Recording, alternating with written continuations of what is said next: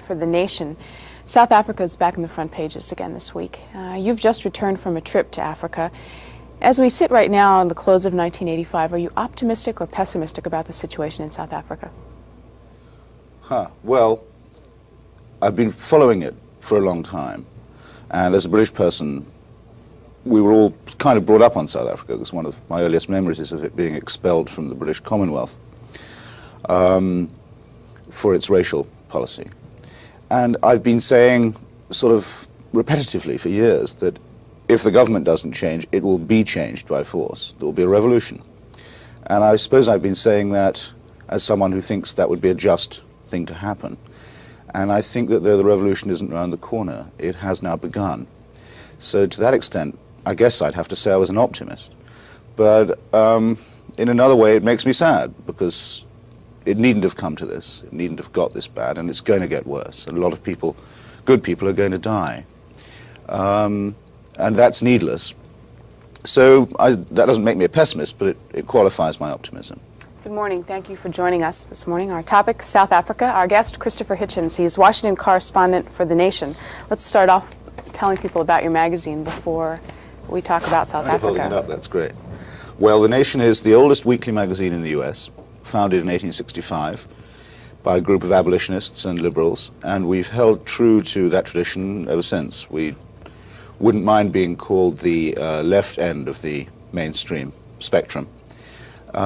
We come out every week. We are published at 72 Fifth Avenue, New York City, from which subscriptions can be obtained. Thank you very much. And I write a column for it from Washington, but I sometimes take that column elsewhere, and I just took it to Southern Africa. How many subscribers here, and also it's got a UK price on it. How many subscribers in Great Britain? Good question. I think we have about 70,000 subscribers all told. I don't think very many of them are in Great Britain. Very few of my friends there do read it, I blush to say. We think the number of readers per copy is very high. A lot of libraries and institutions of higher learning take us. I don't know what our true readership is. I should have checked it out.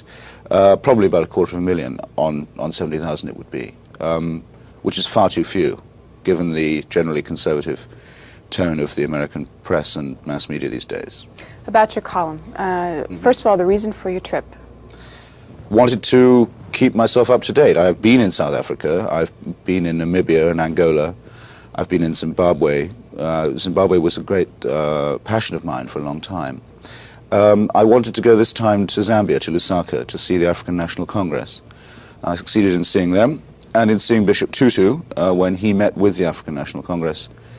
Actually, in Zimbabwe, I went to Harare as well. It was the first time, I think, that they've officially met. I mean, he has contacted them before, but they're a banned organization in his country, and it was quite a delicate matter for him to meet in public at a World Council of Churches meeting with the leadership of the organization that says it will take power, if necessary, by force.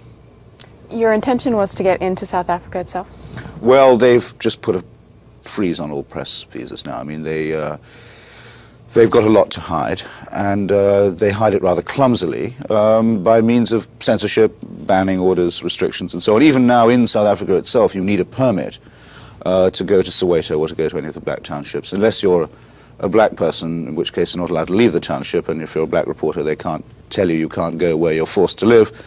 So you didn't even attempt those kind of anomalies aside, I mean, what one has in South Africa is a pretty fully fledged totalitarian state. Mm-hmm. You didn't even attempt to get in, or you knew right off the bat you'd be denied? I wasn't going to be let in, no. Okay.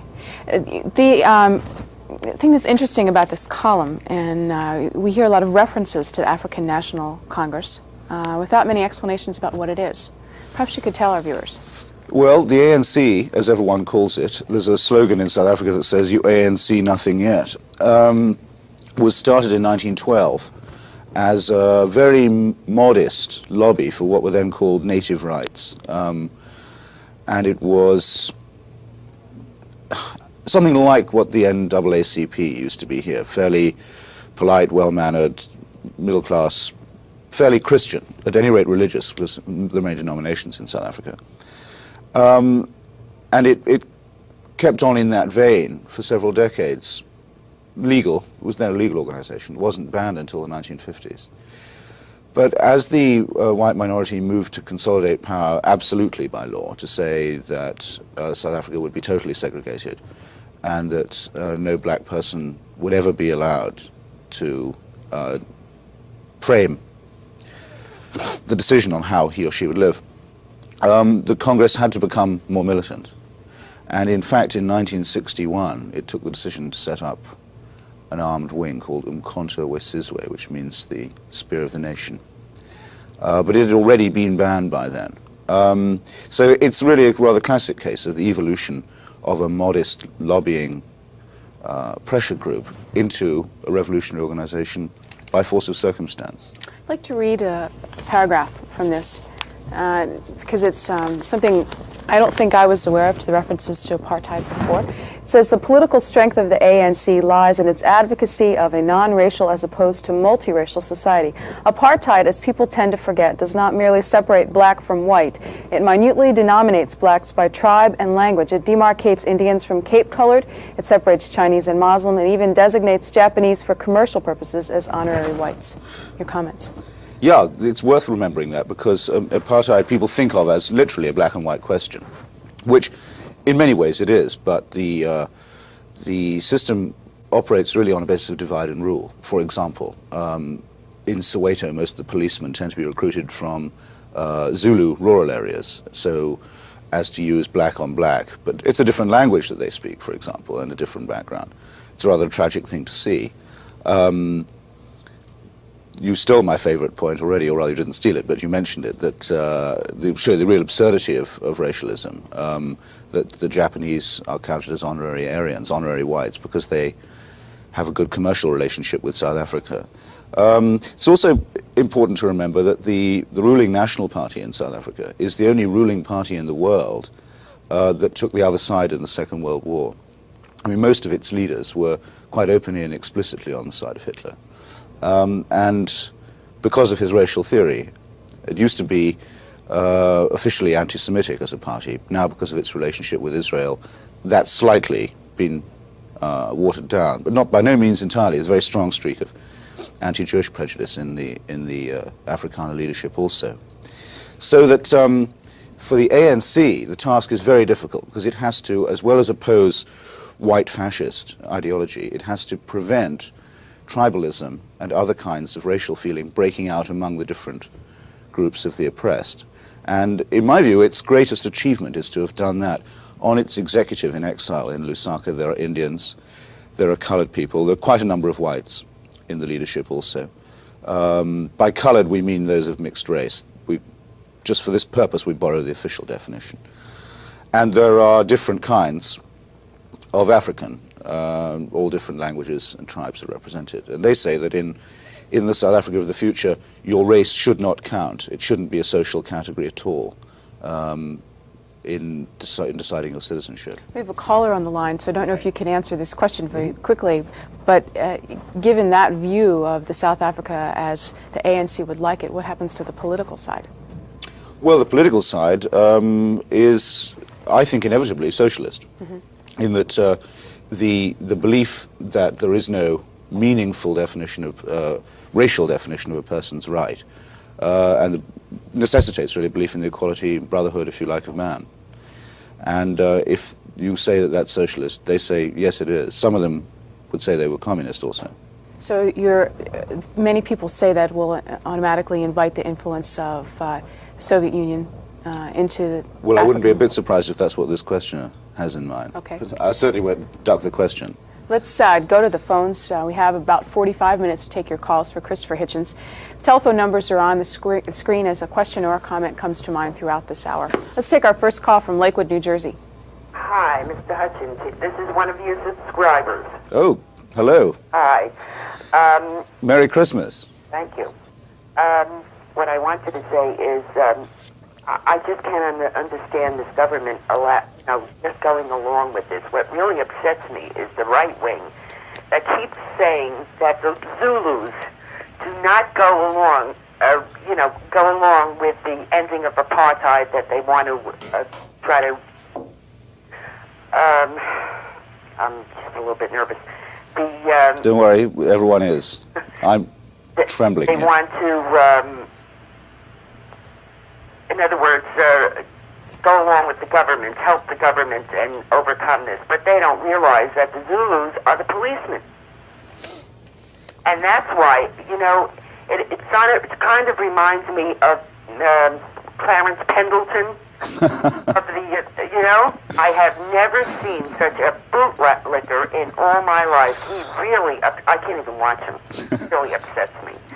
But I just hope that the Congress gets the government, you know, gets Mr. Reagan off his duff there and does a little bit more to try to, because they really are embarrassed when they feel as though this country is not backing them. Okay, thanks for the All call. right. Well, let's not malign the Zulus. I mean, it's a bit harsh, I think, to compare anyone to Clarence Pendleton, especially at the season of goodwill. The Zulus are, of course, opposed to apartheid. There's no question about that. One of the founders of the African National Congress was Chief Albert Lutuli, who was the Zulu leader and was, I think I'm right in saying, the first black man ever to win the Nobel Prize in 1955. There are many Zulus who support the ANC. There is an organization led by Chief Gatsha Buthelezi, excuse me, I'll say that again, Chief Gatsha Buthelezi. It's called Inkatha. It's a Zulu organization and political party, and it's tribally based and tribally organized. It is, of course, not in favor of white minority rule, but it is hostile to the ANC and its non-racial policy. And as a result, it is an organization with which the South African government can do business in pursuit of a divide and rule policy. But you shouldn't mistake Zulus for Uncle Toms, and I think it would be inaccurate as well as unfair to say that. Go out to California for our next call. Where is your town? Santee, California. It's about 17 miles northeast of San Diego. Okay. Your question or comment? Well, I have both. I'd like to ask you a question, Susan. Appreciate the program, but I would like to make a comment regarding your guest. First of all, you know, he kind of alludes to the fact that he would like to be referred to as left. Let me just say, this man is not just left. He is a pro-communist mindset. South Africa, the communists are writing an issue, taking a worthwhile issue. Anti-apartheid is certainly a worthwhile thing to be involved in. But these people are doing just what the ANC is. There's no doubt that they're communist infiltrated. They fly the communist flag at talks. We've seen that with Bishop Tutu standing there with the flag flying behind him. The raised clenched fist, and also the apartheid movement, is wrong, and these people are writing it, but they're going to do just what they did in Ethiopia. And it was just announced today that they're moving populations in Ethiopia not because of drought, but because to relocate them for control politically. Now, the thing I'd like to say is, some months ago I watched your program with Jerry Falwell when he came back from South Africa. And in the course of watching that program, after his remarks, a Mr. Lowry, a very hip minister with fancy, really far out dress, appeared. And he did the big lie, and he said that after Jerry Falwell talked, he said, and I'm not a pro-Jerry Falwell person, I was curious and I watched this, he said that Jerry Falwell didn't even visit with the people, that he flew around in helicopters and he spoke from helicopters. How could he ever really communicate and find out? What's happening in South Africa is black is being set against black. There are people who are in leadership positions that are positive and pro-America, that are, that this man would like to call Uncle Toms, but they are not. They are people who are set and are working toward a democratic solution. But these others, these radicals, won't let them. They're killing them just like they did in, it's the communist method. They did it in South Vietnam. They've done it all over the world. How about that question for us? The question I'm asking you is, how come you didn't expose Lowry about the big lie? How come the press just sat and gobbled him up and applauded? They sneered. Their questions toward Falwell were pointed, slanted, and their questions to Lowry were just applauded. Whose questions?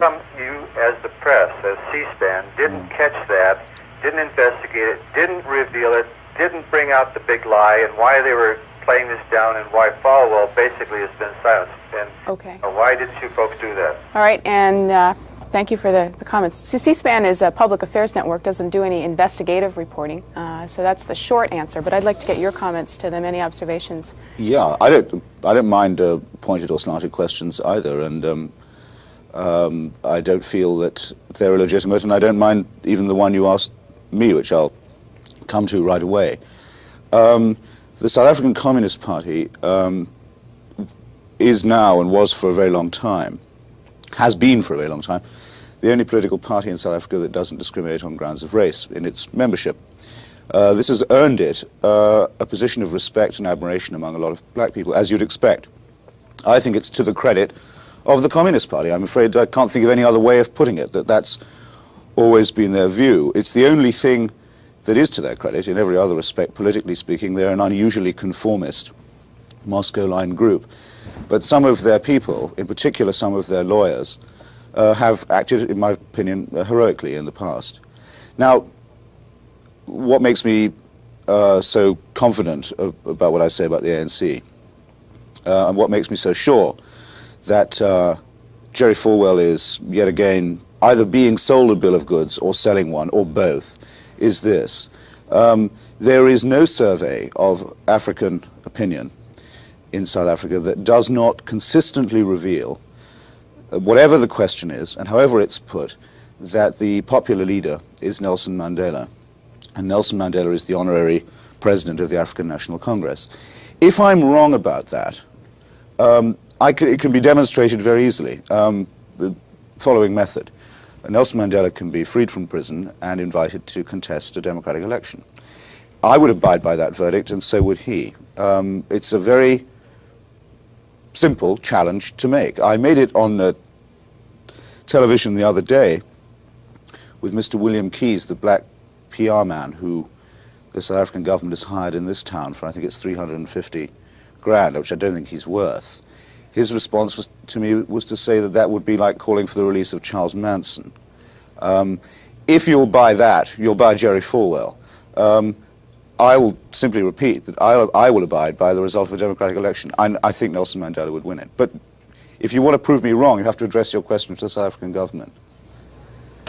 Sheboygan, Wisconsin, good morning. Hi.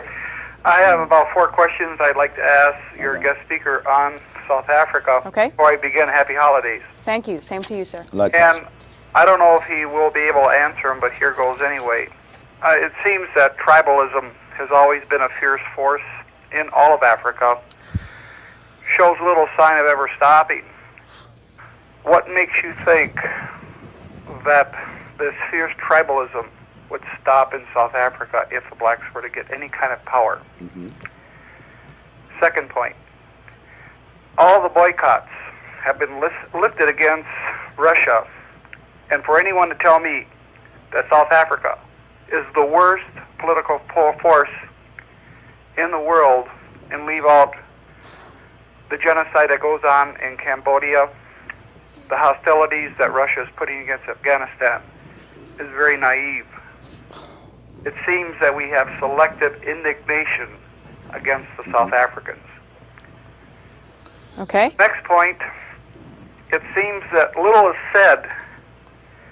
It seems that the news media is saying that the South African Armed Forces is insignificant. They have yet begun to flex their muscles. From what I understand, they have a large standing army, very powerful air force, and an effective navy. What would be the role of this force if the whites felt that their backs were against the wall? Okay.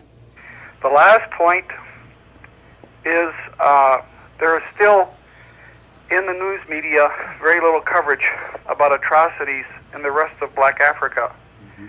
Very little coverage is given how blacks leave other parts of Africa and go into South Africa. Don't get me wrong, the conditions aren't that great, but they appear to be better than in their homeland. In some of the border areas between South Africa and the rest of black Africa, there's barbed wire. People are shot. Their bodies are left to rot. These are by black governments that let this be. I hope you'll be able to answer my questions. I've called a couple other times and given this kind of questions, and they seem to be always looked over. Okay, thank you very much for the Take care. call. Bye-bye. Well, let me try not to disappoint you. On your first question on tribalism, yes, it's the curse of Africa, and every African nationalist knows it. And it's the reason for the existence of the OAU, which is in itself the Organization of African Unity, one of the most disappointing organizations in the modern world, is that at least they recognize that that is the problem. It's a double problem, because the borders of Africa that denominate nations and differentiate states were not drawn by Africans. They were drawn by colonial powers. A very large number of them were drawn by my fellow countrymen, the British, and don't follow or conform to tribal or other differences at all. They're drawn for the convenience of outsiders, and Africa is still saddled with that. What I was saying about the ANC is that it realizes that this is the main problem, and says that to join the organization, you give up your claim as a tribal or otherwise racially defined person. You have to try and decolonize, as it were, your mind. And all I can say for them is that they have made that leap of recognition, and they are the only organization in the country that does give the promise of overcoming tribal feeling. But it would be a fool or an optimist or a utopian who didn't recognize the depth of it. I mean, for example, in Zimbabwe, where all Africans were agreed that white colonial rule should cease, that was about all they did agree about. And there is still a very deep-going political quarrel between the Matabele and the Mashona in the country as we speak. Whatever the answer to that is, though, it is not white colonial rule. I think we have to move beyond that stage. I hope you don't think I've dodged your question then on tribalism. On the double standard and the boycott thing, yes and no. I didn't say anything about Cambodia or Afghanistan because I was asked about South Africa, but I would have done if I had been asked. The difference, I think, the inescapable difference, is this. The Soviet economy is not dependent on Western capitalist corporations. The South African economy, to a very large extent, is. That's to say, we are, in the West, responsible for South Africa, not just in the moral sense, but in the practical sense. Money is made by American and British corporations principally, but also by French ones and West German ones. From that economy, its labor practices and its system of double oppression, that's to say people oppressed both as workers and as people of a different color, is in our camp. Thus the call for sanctions and boycotts is not just a matter of a gesture, it's a matter of accepting and recognizing a responsibility. That, I think, distinguishes it from, say, the Polish economy. Though if you were to say to me that the Polish economy is largely underwritten by Western banks, you'd be right, and I'd be in favor of taking the point in the same way. I'm not for a double standard. On the army and the, sorry. Can I interrupt you at yes, that point? We've got a caller that's been waiting a bit, and rather than rack up his long-distance charges, why don't we take that call and we'll go back to the last two questions. I'm anxious because the questioner said he'd had his questions sloughed off before. I'm keen to take them on the chin. Okay, we will get back to them. I've got them written down. Portsmouth, Virginia. Go ahead, please. Good morning. Good morning. Morning. First of all, Christopher, I'd like to encourage you. I think that you're one of the most finest men that I've had the opportunity to observe in the last few years. Well, I'd like to make two comments, and I'd like to make an invitation to you. First of all, President of Glory Enterprise and Educational Foundation, 1317 East Bremerton Avenue, North Virginia, 23504. Now, I know you're smiling, but the reason I give you that, Christopher, is because I'm hoping that you would have the opportunity to come to Virginia. I think that the citizens in Virginia need people like you to address them because of their lack of understanding of world or global problems. What you speak as we have to go beyond white colonialism, as I would say we have to go beyond black supremacy.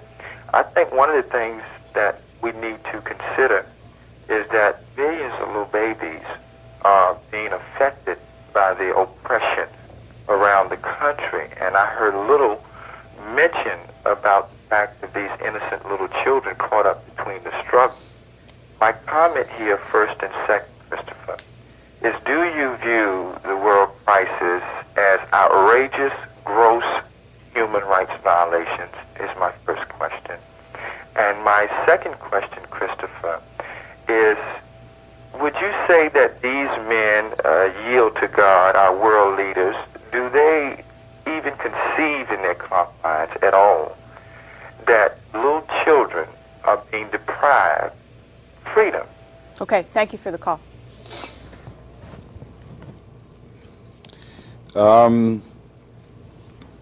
It's not obviously just at Christmas time that one thinks of what a reproach it is that any child should have to suffer for the stupidities and crimes of people who know better, of people like ourselves.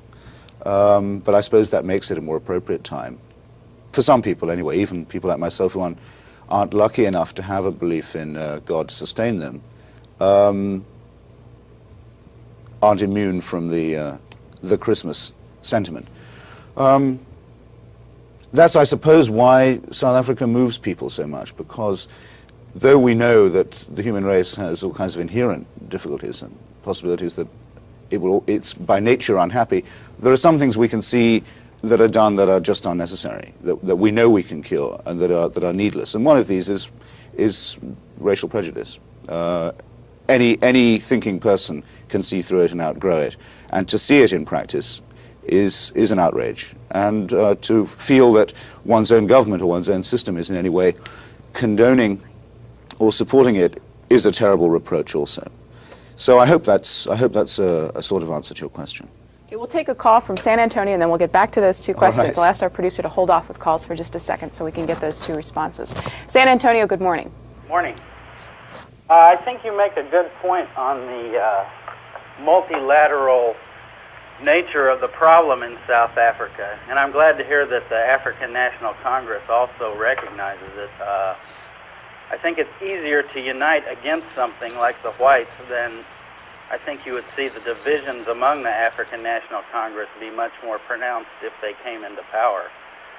And but the government and media in the United States seem to make this a black versus white question, and ignoring in other countries oftentimes black on black and intertribal between black problems. I think the fear of some of us that are a little more to the right of yourself is that we'll exchange in South Africa a racial elite for a communist elite. I have two questions for you, though. You seem to think that the revolution is underway. Do you think the president government and the moderates that are in that government are finished? And the second question, do you see the ANC, if they were successful into coming in power, at being pro-West or pro-Soviet? Thank you. Okay, this is part of the answer to the questioner before last as well. I don't believe the story about the moderates in both the government. I just don't know who they are. They've never successfully been identified, and certainly there's no action by which we could recognize them as moderate. As I say, the ideology of the National Party, the ruling party, is not just a racial one. It's a fascistic one. It's one that grew out of admiration for the Third Reich and the losing side in the last war. And that's an important, I think, thing to bear in mind. If they were ever going to be moderate, they've had ample chances to prove it. I mean, even at the time of the Sharpeville massacre, when there was such an outcry in 1961, around the time the ANC was banned, the government was saying, but you wait, there's a reform program on the way, you know, what is all this international outcry about? We're changing for the better. Quite to the contrary, it changed for the worse and continue to do so. I think that down the road, and here's part of the answer to the South African army question I was asked earlier, there's the real chance for a military coup in the country. Certainly at the moment, the army under General Magnus Malan effectively has a great share of state power. And for instance, by the use of it, keeps Namibia, Southwest Africa, an independent country, under complete occupation and subjection.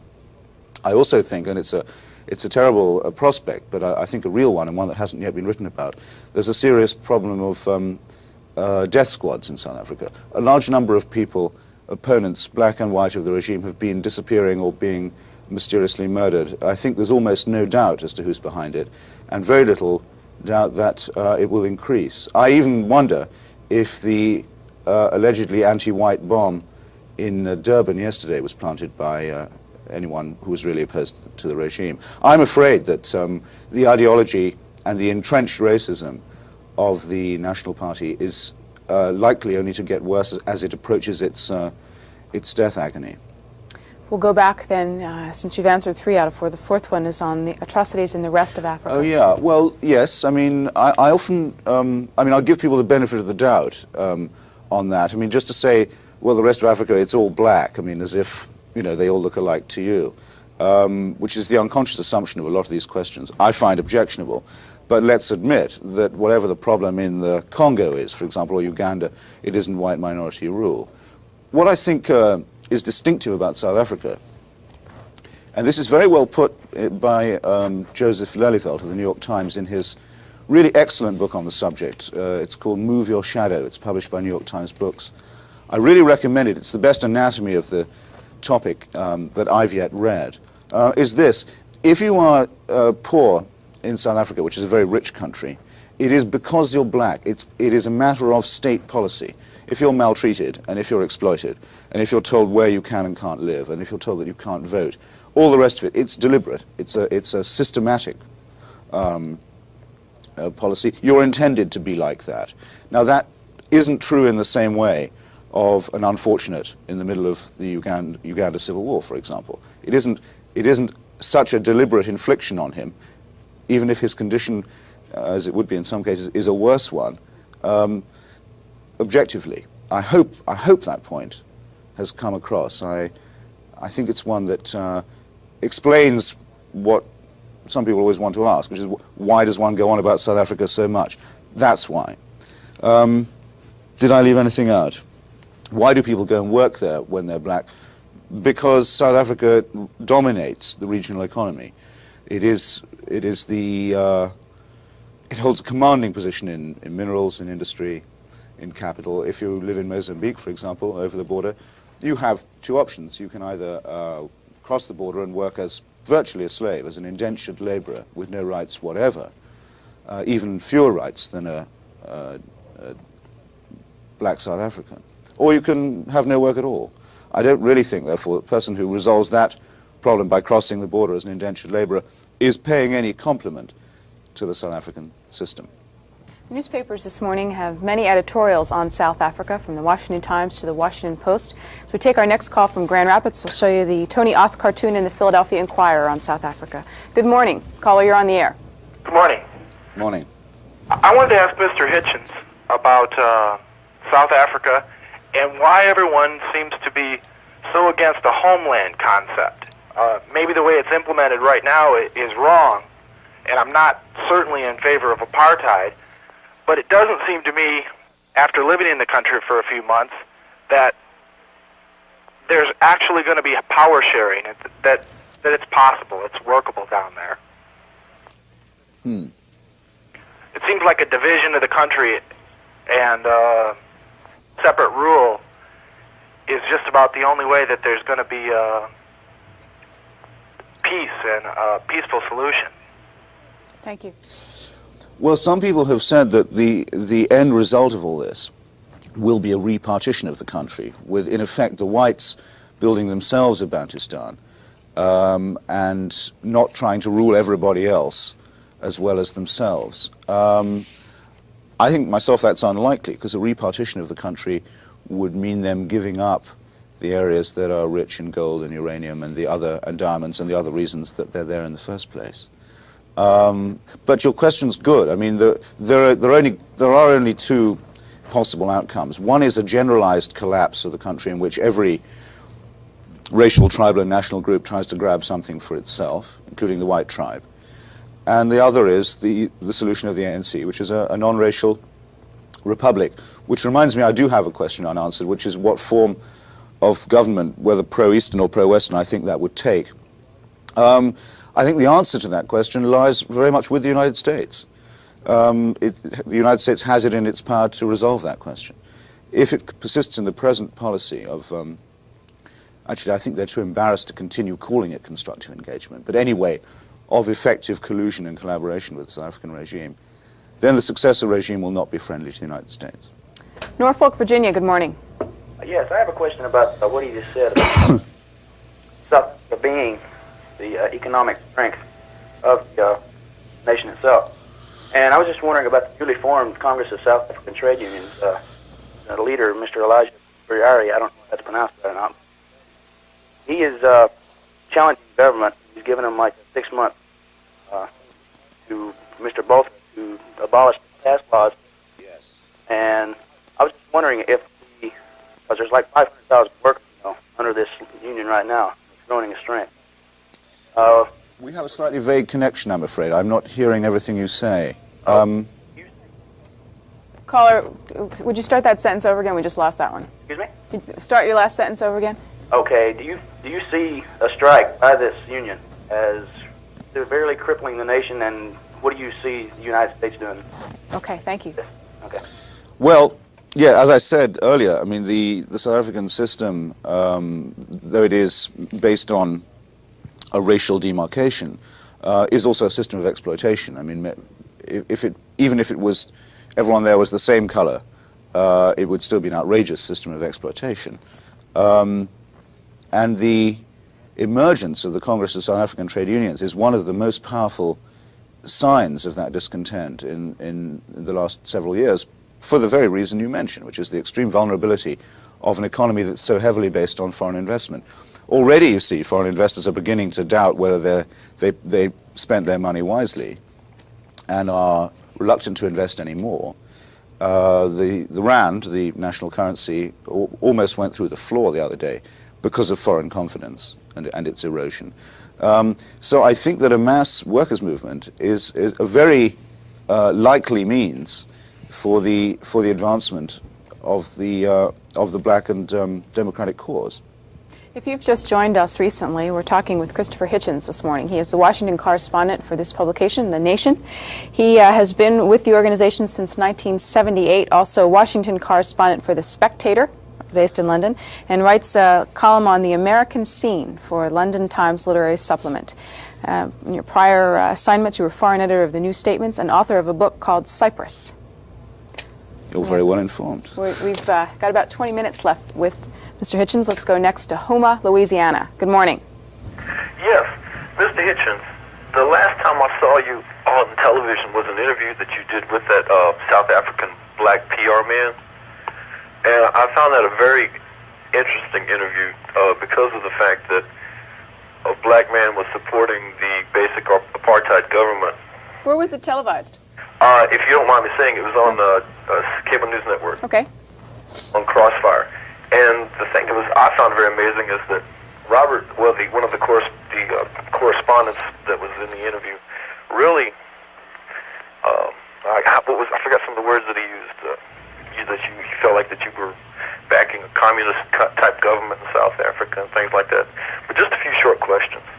Number one, does the white government in South Africa have enough artillery to keep the black population from just flat out overthrowing them, if it came down to that? Number two, what do you think will be, I know we've kind of dilly-dallied around on this the whole program, but what do you think will be the final outcome of South Africa? And that's all I'd like to ask. Okay, thank you. Yeah, actually I still realize I've left a question dangling, which you've reminded me of, about the armed forces. South Africa has tremendously sophisticated Western-provided armaments. It ranks really almost as a NATO member with some of its alliances, and with the sort of equipment to which it has access, either from the West or from Israel. It also has nuclear weapons, which it acquired from the Israelis and the French, or the technology for which it acquired from the Israelis and the French. But none of this is going to do it any good. I mean, they can invade, and they do invade Angola. They've made incursions into Mozambique, into Zimbabwe. They occupy the whole of Southwest Africa and Namibia. And they could certainly beat any army that the rest of Africa combined could put in the field. But it's not going to help them against their own people. I think there are fanatics in the government who would go as far as, say, Somoza did in his dying days and literally bomb their own cities. They're not going to nuclear bomb their own cities. The nukes are no good to them. They are, in effect, powerless if the black majority simply decides to fold its arms and withdraw cooperation which I think is an increasingly likely scenario. Because the system is based on the exploitation of cheap labor, the whites aren't going to start going down the mines and doing all the dirty work. They're going to collapse if that happens. They will, of course, go to great lengths to ensure that it doesn't, to try and decapitate the political leadership, to keep some of the statue of Nelson Mandela in prison for a quarter of a century and so forth. But see how little good it's done them. I mean, people who weren't born when Nelson Mandela went into prison, and he hasn't been quoted in a South African newspaper since then. It's illegal to quote him. It's illegal to print his picture or his name. And everyone in South Africa knows who he is. And he's a hero to people who weren't born when he went inside. In the end, the whole attempt to keep this going by force is futile. It may end in blood and fire, or it could end quickly and cleanly. And the reason why I go on about this is that the West could make a difference. That economy is plugged into ours. We could decouple. We could really bring pressure to bear. What the administration fails to see is that doing nothing is a policy. Doing nothing is a decision, and looks to those on the bottom like a decision to stay with those on the top. And there's no escaping a decision of that clarity, in my view. Let me share another editorial before we go to our next call. This is this morning's Washington Times. Mrs. Mandela's show. They write, every incident such as this weekend's manhandling of Mrs. Mandela, no matter how provocative, chips away at the idea of ending apartheid gradually. State President P.W. Botha must act promptly and, yes, radically to consign that monstrous system to the past. That's the Washington Times. Let's go next to Rock Hill, South Carolina. Good morning, caller. Good morning. Morning. I like to talk to the gentleman on TV. Oh, go ahead. What's your question? Big pardon? What is your question, sir? My question is, ask him why was this lady dragged from her home in South Africa the other day. And the only thing that people want in South Africa is their freedom. That's all they want. That's what they're asking for. They're not asking for nothing against white majority rule. They want freedom. That's what they want.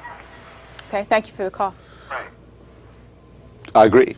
I mean, I don't think that needs. I think that was its own comment. Can you? Last night on National Public Radio, the commentators were referring to the scenario between Mrs. Mandela and Mr. Botha's government as a chess game.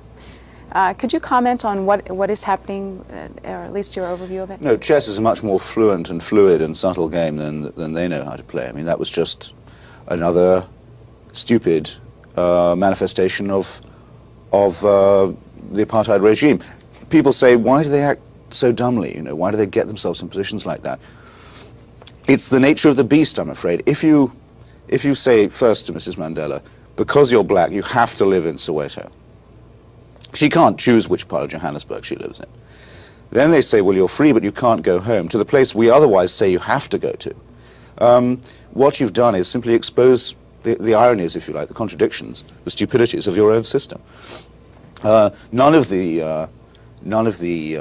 apparent blunders of this regime, analyzed in the West as blunders, are blunders at all. They are apartheid at work. New York City, good morning. Morning. Morning. The South African government has been reported as saying that they would release Nelson Mandela if he renounced violence. I'd like your comment on that. And also, don't you feel that in order to stave off a resurrection, if you will, from the right, from the army that you mentioned before, it's necessary to have not, quote, moderate, because the time has come for terms like that to be eliminated, but someone who represents very, very much the establishment to take the steps to move South Africa in a direction that perhaps we might consider more acceptable for their general populace. Okay. The renunciation of violence is just a trick. What they say is, we'll release you if you surrender. Nelson Mandela says, don't be ridiculous. He countered by saying he would stay in prison if the South African government itself renounced violence. I mean, that's simply propaganda. The time for it is a long time ago. If they wanted the ANC to renounce violence, they could have dealt with it when it renounced violence itself. I mean, the ANC was a pacifist organization until very late in the day. Chief Albert Luthuli, its chairman, I think certainly was a pacifist. And I think I said earlier, it was only in 1961 the decision was taken to move to resistance. Mandela would rather stay in prison, would rather die, than tell his people to surrender. And that's a measure of his stature, in my view. I don't think anyone really fell for Botha's con trick there. As for the moderates, where you said yourself it's become an absurd term, so I don't know where you're going to find the person of goodwill. I'm afraid that there seems to be something in the nature of the ideology of the National Party that prevents it from evolving moderates. I would think that the element of its ideology that prevents it from evolving moderates is to say that moderation is the agency of the devil and that their rule is biblically ordained. That doesn't kind of conduce to moderation. If you're watching this program live on this December 24th, we invite you to stay tuned. In about 10 minutes, we'll be having our open phone session. And the topic this morning is the Man of the Year. Next week, Time Magazine will be coming out with its annual issue naming the event or person who, for good or ill, has changed the world this year. And we'd like to hear your nominations on whom you think would best be awarded the Man of the Year this year. Let's go for Christopher Hitchens, way out west at Chula Vista, California. Good morning. You're on the air, caller. Pardon? You're on the air, sir. Hi. Good morning. I want to talk to your guest host right there. Go ahead. You know, you've already come across a couple of times about South Africa, right? Yeah. And, you know, I do agree with some of their philosophies. But there are certain things I don't agree with yours. Fair enough. Okay, why don't you name one and we'll respond to it. Okay, one of them is why did the American, or how come the South African government arrest that lady in that government? Right. What do you disagree with, sir? Why did they? I want to know why they arrested her. Okay. I think we did respond. Well, yes, but I mean, I can just say it quickly because she is, while her husband, Nelson Mandela, remains in prison, where he's been for 21 years, as the spokesman of the black majority, she very courageously acts as his spokesman, and as she believes he would wish her to act while he's while he's powerless. For this, she's incurred the hatred and the repression of the South African government, and has for the last decade at least been in restriction, as they call it, which means that she's been confined to her home. The column that you've written in The Nation this week is called Minority Report. Have you been filing some columns from Africa as you travel? That was the second of two that I did from Southern Africa, yeah. It's always called Minority Report. That's its name. How many do you anticipate writing on this topic? Do you have a schedule in mind?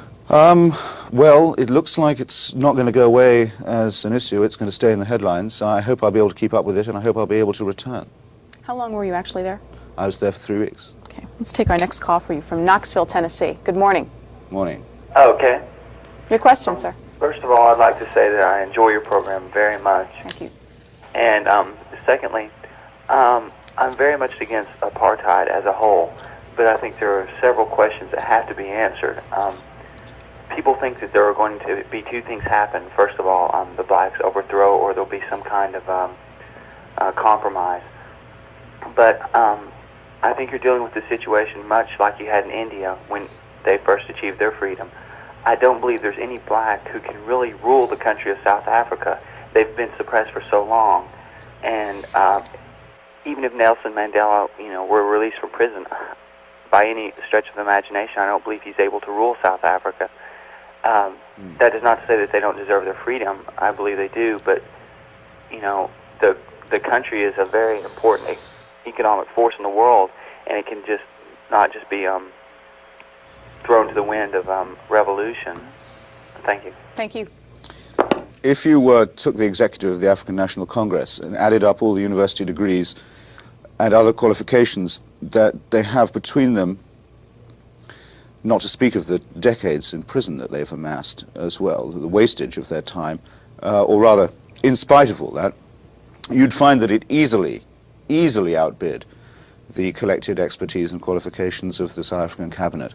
There's no question at all that the ANC, if it's permitted to, can form an orderly transition regime there and could be voted into power if an election was held. If that isn't allowed to happen. It's not the ANC's fault. And yes, there's a possibility, if the extreme right go down fighting, that the place could go through a Lebanese experience before it gets to its independence. But what you can't stop is people wanting that independence by one means or another. They've taken the decision, as I put it in my article, that this is the last unfree generation, that they will survive the regime. That decision, once taken, is quite impossible to untake. So it'll come one way or another, and I repeat, the Western democracies have a large role to play in deciding whether it'll come by democratic means or not. Mr. Hitchens, next call is from Anchorage. Good morning. Good morning. How's the greatest show in the world going? Oh, thank you, sir. Happy holidays to you. Happy holidays to you. What I wanted to discuss is the advocacy of disinvestment in South Africa on the part of all sorts of American entities, university trust funds, municipal retirement funds, etc. And we up in Alaska, believe it or not, we have a thing called our permanent fund, and have from our oil revenues something in the order of $10 billion invested in Wall Street and various securities. It just seems to me... yeah, I believe it. Those who are advocating this have it backwards, so to speak. I think there's a tendency upon those who are acutely concerned about apartheid in South Africa. The advocacy of disinvestment seems to be backwards. It's like running. It's like playing Pontius Pilate, washing one's hands of the situation. For example, if the state of Alaska, rather than disinvesting, if we were to go on to the stock market, I believe of the 500 international corporations, non-American corporations, the 9 largest in South Africa make the list. 7 of them are available for purchase. In no case do any of those corporations have a stock market value of $1 billion. So we could effectively go in, the state of Alaska's permanent fund, go in and buy operative control of the 7 of the 9 largest corporations in South Africa, and that's without getting into most of the gold mine stocks. And I just wonder if really that wouldn't be the way to go about it, just effectively have our pension fund buy control of all the South African corporations, and then maybe we could tell the corporations, maybe you ought to allow the families to live with the workers. We're going to build housing. We're going to have equal pay. And by golly, if it costs us a little bit for a while, why, maybe we'll just break even instead of making a profit. And then where is the South African government going to get their revenues? Thank you, sir. I have a suspicion that some of the people who are heavily advocating this just don't like the profit motive. They don't like owning equity in corporations. They, from other philosophical positions they might have, a la even Nation magazine, and but I think it might be a more responsible way to go, and I think we might get more bang for the buck and be acting responsibly and putting an end to apartheid. Thank you very much. Okay, we're running out of time. Sure. First, very flattering to get a call all the way from Anchorage, in the great state of Alaska, whose Senator Ernest Gruning actually used to be editor of The Nation before he took Alaska into the Union. So I always feel a fellow feeling for anyone in Alaska. And that's certainly the most ingenious question we've had today, I think we'd have to say. It had never occurred to me before actually to buy them out. And I really don't know whether they'd sell. I think the African National Congress would probably say that the resources, most of which are actually underground in South Africa, it's a tremendously mineral-rich place, belong to them and to the future. And they want to have a say in whoever owned them. But, and I think that would actually be their first response. But I just congratulate you for an amazingly ingenious proposal all the same. 2 minutes left. Our last call's from Roanoke. Good morning. Excuse me. Good morning. How are you today? Fine, sir. I would like to find out why it is perfectly okay to monkey, that the American people should be able to monkey with a government from an external point of view, with a government that is non-communist, yet you as a newspaper wish to prohibit us from monkeying with a communist government to turn it around to a free government. No, not quite. What I said earlier was this: we already are intervening in South Africa. That's to say, the flow of capital, investment, and weapons into South Africa all comes from the West. So the intervention's already been made. The point is, if we can intervene one way, why can't we intervene another? Since that relationship doesn't exist between the United States government and any communist one, I don't think your analogy holds. But if it did, I'd be in favor of the same policy. We're out of time for Christopher Hitchens. Thank you for joining us this morning. Thanks for having me. Thank you for your questions and comments on South Africa. Interesting morning.